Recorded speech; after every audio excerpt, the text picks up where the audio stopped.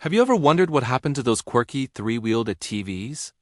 You know, the ones that looked like a motorcycle and a quad bike had a baby? They were everywhere in the 70s and 80s, tearing up dunes and trails. Then just like that, they vanished, banned, gone. But why? What was the real reason these three-wheelers, or ATCs as they were called, were pulled from the market? Today, we're diving deep into the controversial history of the three-wheeled ATV to uncover the truth. It's a story of innovation, immense popularity, and ultimately, a tragic downfall that changed the off-road industry forever. It all started in 1969 with Honda. They wanted to create a vehicle that their motorcycle dealers could sell during the slow winter months. An engineer named Osamu Takeuchi was tasked with the project. After a lot of experimenting, he unveiled the US 90, later renamed the ATC 90. ATC stood for All-Terrain Cycle. It had these big, fat, low-pressure balloon tires that just floated over sand and snow.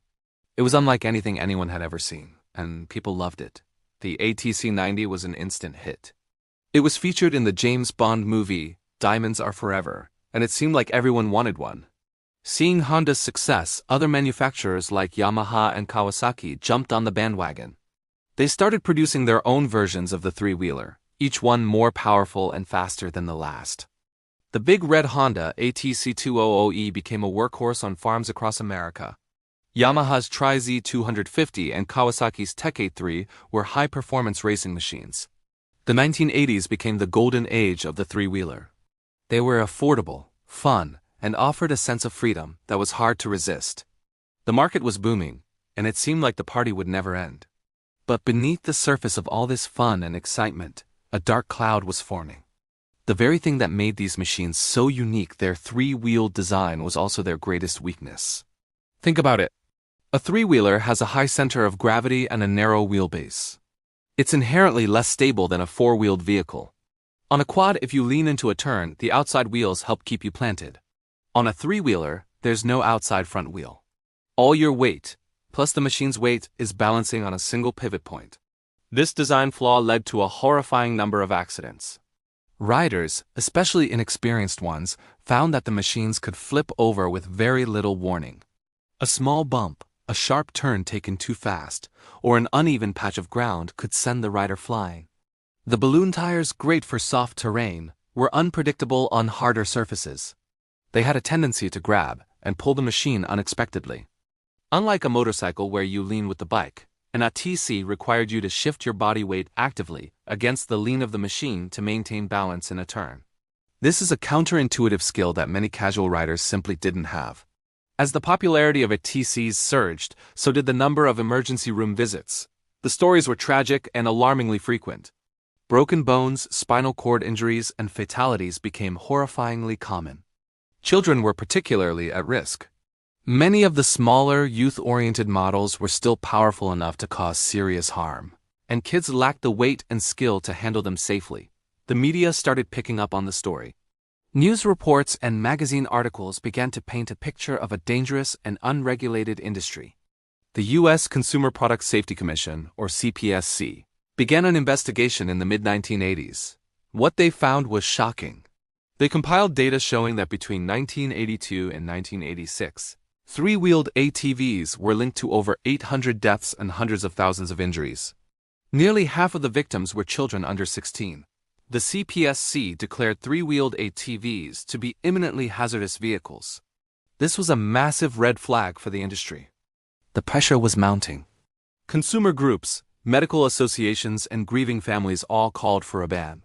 The manufacturers, a group known as the Specialty Vehicle Institute of America, found themselves in a legal firestorm. They argued that the accidents were due to rider error, not a design flaw. They pointed out that many riders weren't wearing helmets, were riding double, or were operating the machines on paved roads, all against the manufacturer's warnings.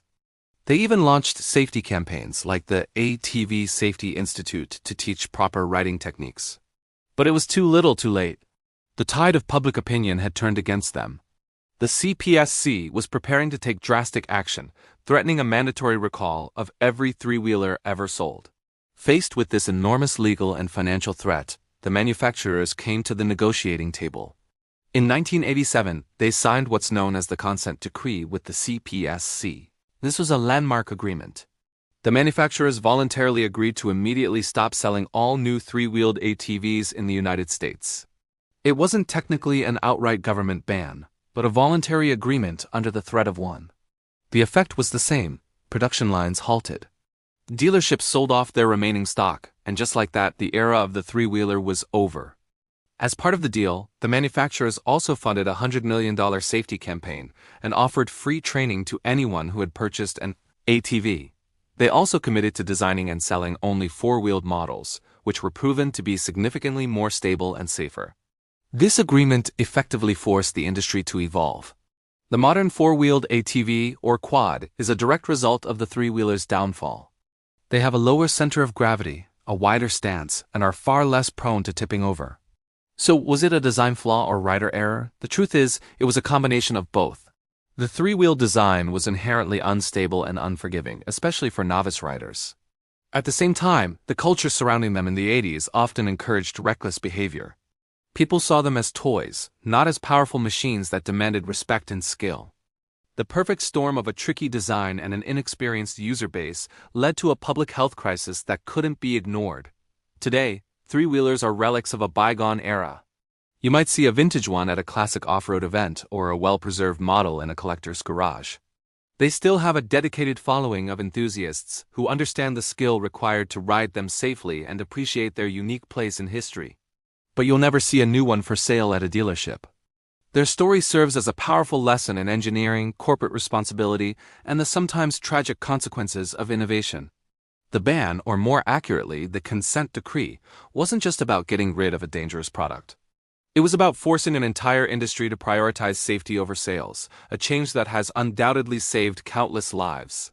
So the next time you see a modern four-wheeled ATV cruising down a trail, remember its three-wheeled ancestor. Remember the innovation, the craze, and the controversy that ultimately led to its extinction, paving the way for the safer off-road world we have today. Thanks for watching.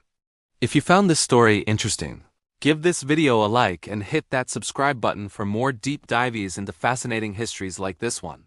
Let me know in the comments if you ever rode one of these classic three-wheelers. Until next time, ride safe.